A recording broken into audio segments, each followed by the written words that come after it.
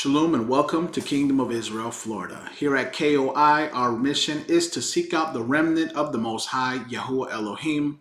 If you are learning and growing, like, share, and subscribe, and hit that notification button so you don't miss any future KOI videos. If you would like to support the ministry, our Cash App is in the description box. We would greatly appreciate that. Also, if you would like to join the ministry, our website can be found in the description box as well. Thank you once again, and now to the video. Shalom, shalom. It looks like you lost another one. I'm a preacher of Yahuwah, hallelujah. No matter the terrain, Yahuwah make a rain, so you better know his name. I'm not rapping for the fame, just proclaiming the end game.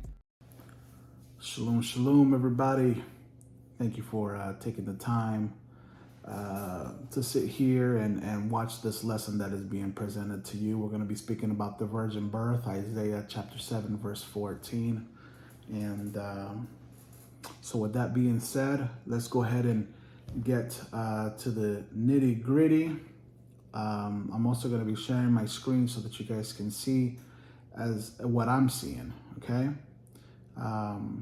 Okay. So first we're going to start out with in the New Testament, Matthew chapter 1, verse 23.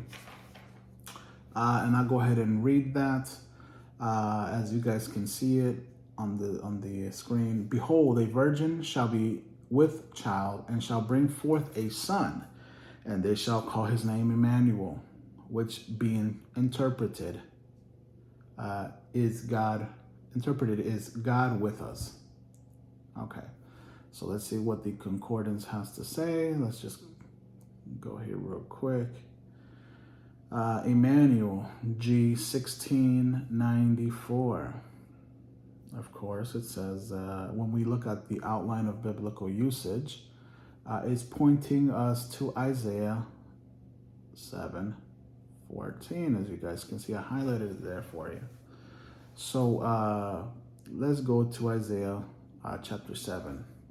All right, so let's see here.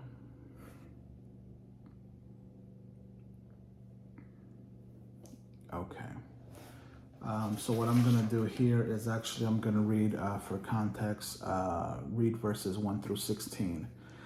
So now I'm at Isaiah 7. Here we go. Verse 1. And it came to pass in the days of Ahaz, the son of Jotham, the son of Uzziah, king of Judah, that Rezin, the king of Syria, and Pekah, the son of Remaliah, king of Israel, went up toward Jerusalem to war against it, but could not prevail against it. 2. And it was told the house of David, saying, Syria is confederate with Ephraim, and his heart was moved, and the heart of his people, as the trees of the wood, are moved with the wind. Let me pause right there, guys, because I wanted to also mention, as some of you guys might know, and some of you guys may not know, I'm using the Blue Letter Bible, and I also have my my Tanakh that I use, so you guys can see what I'm using. So, but for this, I'm using the Blue Letter Bible from what you guys are seeing. All right, verse 3. Then said Yahuwah unto Isaiah, Go forth now to meet Ahaz, thou and Shear-Jashub thy son, at the end of the conduit of the upper pool, in the highway of the fuller's field. 4.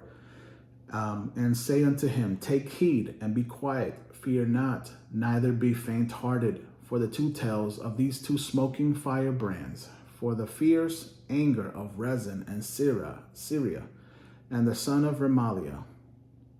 5. Because Syria, Ephraim, and the son of Remaliah have taken evil counsel against thee, saying, 6. Let us go up against Judah and vex it, and let us make a breach therein for us, and set a king in the midst of it, even the son of Tabiah. 7. Thus saith Yahuwah Elohim, it shall not stand, neither shall it come to pass. All right. So as you can see, Pekah and Rezin are trying to get rid of Ahaz and take over Judah. Verse 7, Yahuwah tells Ahaz and Isaiah that this is not going to basically take place. It's not going to happen. And it's not going to come to pass. I want you guys to remember that verse 7 because it's crucial. Now let's go to verse 8. For the head of Syria is Damascus, and the head of Damascus is Rezin. And within 65 years shall Ephraim be broken, that it be not a people. And the head of Ephraim is Samaria, and the head of Samaria is Remaliah's son. If ye will not believe, surely ye shall not be established. 10. Moreover, Yahuwah spake again unto Ahaz, saying, Ask thee a sign of Yahuwah thy Elohim. So Yahuwah is telling Ahaz, ask for a sign, basically, and I'll give it to you.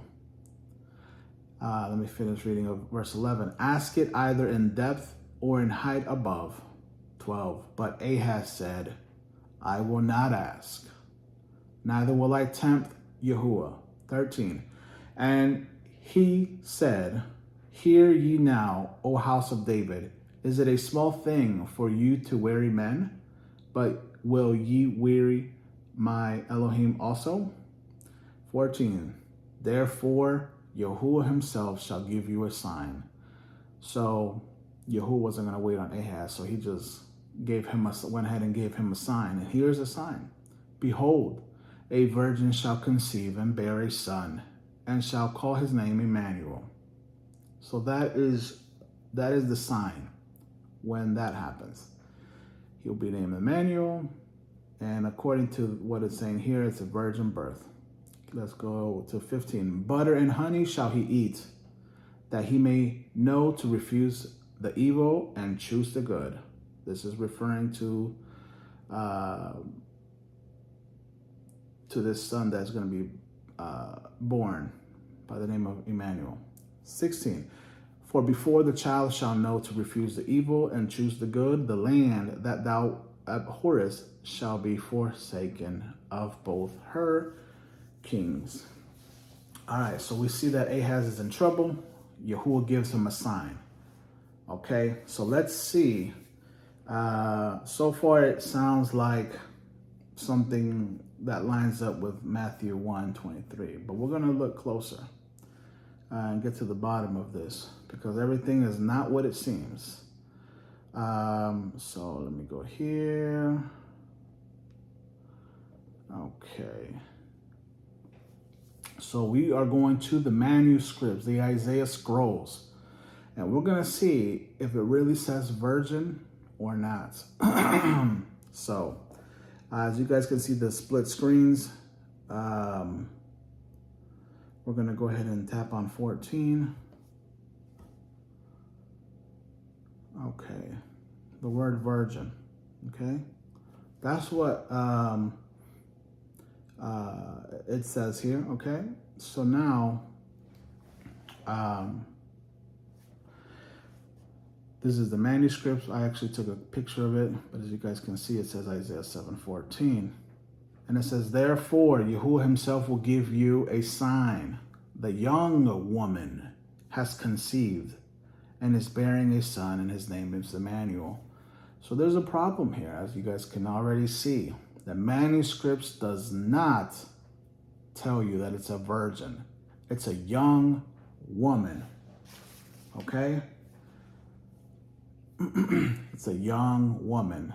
So the English here, virgin, I want to highlight it here, is wrong. Okay?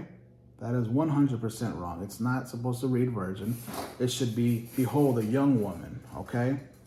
So now that you guys see it here, let me go over here so you guys can see here. So when you zoom in, I have it, that is Alma right there, okay? All right, here we go. I zoomed it in. as you guys can see.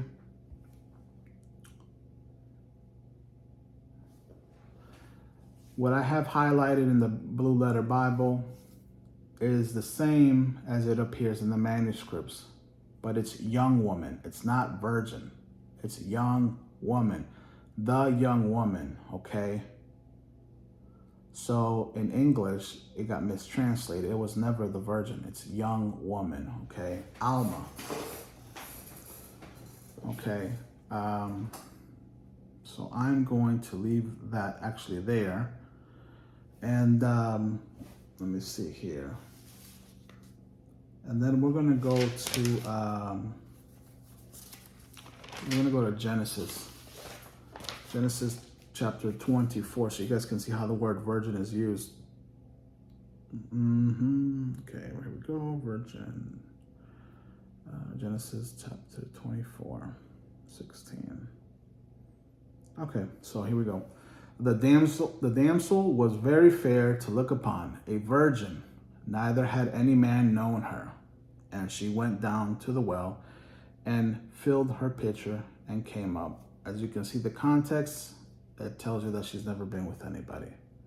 Okay. Here we are, the damsel.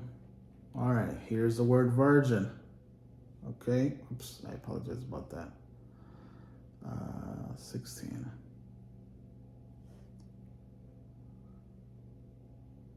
Where are we at? Okay, right here. I'm sorry, guys. So you see the word virgin. However, this is actually properly translated, and it's Betula. When you see Betula, that means virgin. She hasn't known any man. Here it is properly translated, but look at how I have it highlighted in the Blue Letter Bible, and tell me if it matches with with Isaiah 7:14, and it doesn't. It doesn't at all. Okay. So there's a problem. Right there, we've already dismantled the whole virgin birth, because we already know it's a young woman, okay? All right, so now that you guys seen that, we're gonna go back to Isaiah. And see who this son is, okay? Let's go to Isaiah 8, which I'm already there. We're gonna go ahead and read verses 1 through 8. Also keep in mind that when you have the English translation, you have numbers and periods and all that, which can change context at times. As you can look at this manuscript on the right screen, there is no numbers, no chapters. It's just straight through, okay? All right, so let's keep reading. Moreover, Yahuwah said unto me, take thee a great roll and write in it with a man's pen concerning Maher Shalal Hashbaz. And I took unto me faithful witnesses to record, Uriah the priest and Zechariah the son of Jeberkiah. 3, and I went unto the prophetess. Isaiah went into the prophetess, and she conceived and bare a son. Then said Yahuwah to me, call his name Maher Shalal Hashbaz. 4, for before the child shall have knowledge to cry, my father and my mother, the riches of Damascus and the spoil of Samaria shall be taken away before the king of Assyria. 5, Yahuwah spake also unto me again, saying, 6, for as much as his people refuseth the waters of Shiloah, that go softly and rejoice in Rezin and Remaliah's son. 7, now therefore, behold, Yahuwah bringeth up upon them the waters of the river, strong and many, even the king of Assyria, and all his glory. And he shall come up over all his channels and go over all his banks. Tune in. Verse 8. And he shall pass through Judah and he shall overflow and go over.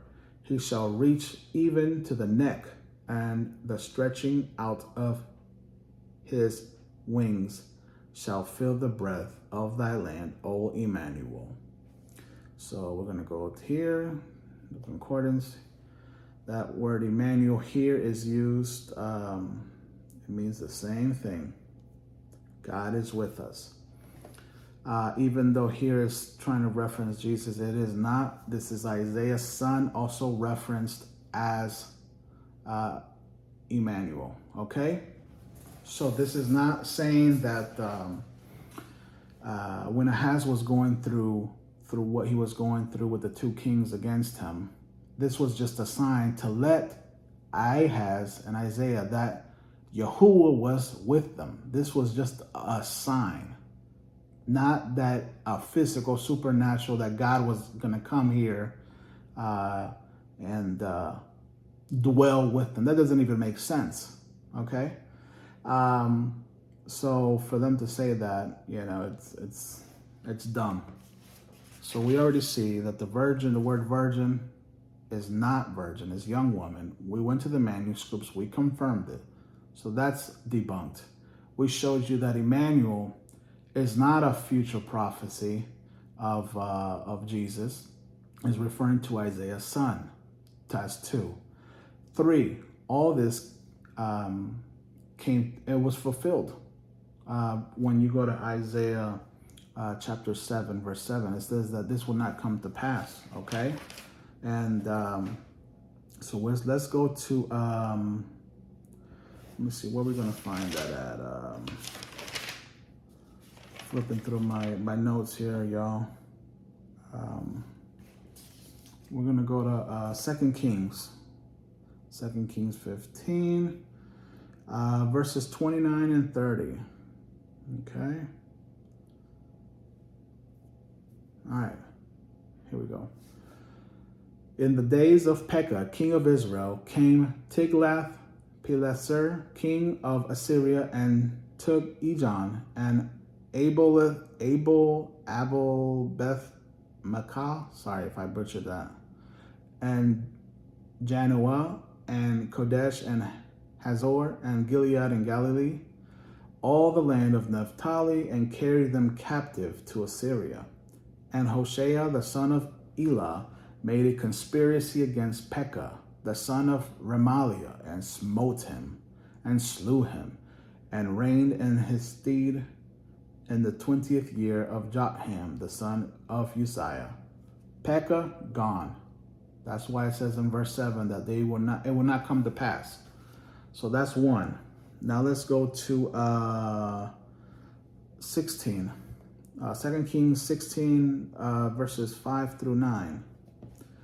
Then Rezin, king of Syria, and Pekah, son of Remaliah, king of Israel, came up to Jerusalem to war. And they besieged Ahaz, but could not overcome him. Why? Because Yahuwah is with them. Okay, that's what the sign was. That's why they couldn't. 6. At the time, Rezin, king of Syria, recovered Elath to Syria and drave the Jews from Elath. And the Syrians came to Elath and dwelt there unto this day. 7. So Ahaz sent messengers to Tiglath-Pileser, king of Assyria, saying, I am thy servant and thy son. Come up and save me out of the land of the king of Assyria, and out of the hand of Assyria, out of the hand of the king of Israel, which rise up against me. 8. And Ahaz took the silver and gold that was found in the house of Yahuwah and in the treasures of the king's house, and sent it for a present to the king of Assyria. 9. And the king of Assyria hearkened unto him, for the king of Assyria went up against Damascus and took it, and carried the people of it captive to Kir, and slew Rezin. Okay. So these two that were trying to destroy Ahaz, Yahuwah said in verse 7 of Isaiah 7, verse 7, it's not going to come to pass. Why? Well, come to pass in the sense that these two kings are not going to destroy Ahaz. Okay, and this is the prophecy coming true that they got dealt with. They got killed off. That's why it wasn't going to come to pass. Okay, and the child that was born of the young woman, which was Isaiah's son, also known as Emmanuel, was the sign to let them know that Yahuwah was with Ahaz. Hence, God is with us. Okay? And it's not Jesus. Okay? So now you know it's not a virgin birth. So let me see here too. We go to Proverbs. Let's go to Proverbs because it's misused here. This is why you got to be very alert when using the concordance, because sometimes it could not show you the right thing. So we go to Proverbs. Proverbs 30. That's where we're going to go, guys. All right, here we go. So here a mistake was done. We'll go to verses 18 through 19. Let me see. Okay. There be three things which are too wonderful for me. Yeah, four which I know not. The way of an eagle in the air, the way of a serpent upon the rock, the way of a ship in the midst of the sea, and the way of a man with a maid. Okay, so let's go to verse 19. We're going to the concordance. All right. So the maid right here. You see,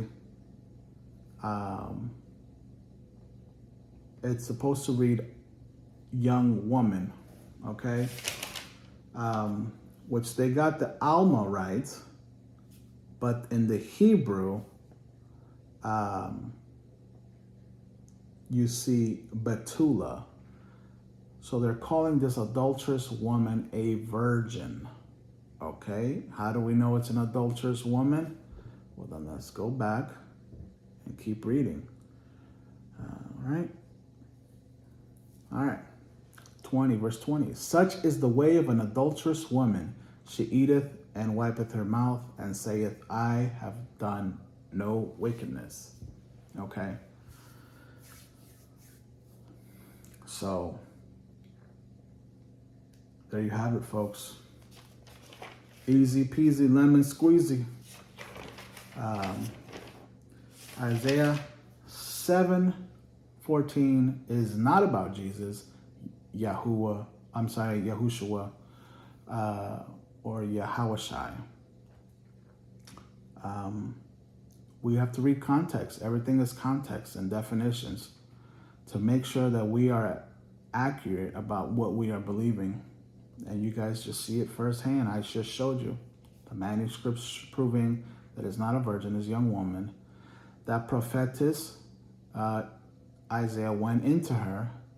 Therefore, it was the son of Isaiah, also named Emmanuel. And I showed you what the proper word for virgin is, which is Betula, and it's spelled differently. And let me just go back in case you guys missed it. It's Genesis 24, verse 16.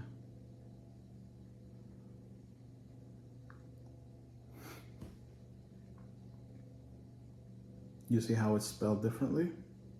I have it highlighted, and look at this. This is the manuscript for Isaiah 7:14, the young woman. So the Blue Letter Bible here is saying it the right way. It translated the right way in English and in the Hebrew. Okay, and this is how it should have appeared in Isaiah 7:14, but it does not. It appears like what is over here on the other side of the screen. So I hope you guys have taken notes. All praise to the Most High Yahuwah. only. And we ain't here to play games, you know. We're here to wake up the remnant of the Most High Yahuwah. And I also did a lesson on Isaiah 53, the suffering servant. They just keep messing things up and keeping people dumb because they're not looking. They just reading the Bible for face value. They're not looking under the English, and it's crucial, man. You have to. Everybody. Don't let your emotions dictate what is truth. This right here, let it dictate what is truth. Because you just seen, and I showed you, in 24 minutes, that's all it took me. Not hours, okay? So I encourage everybody to stay strong, keep searching, and until next time, shalom.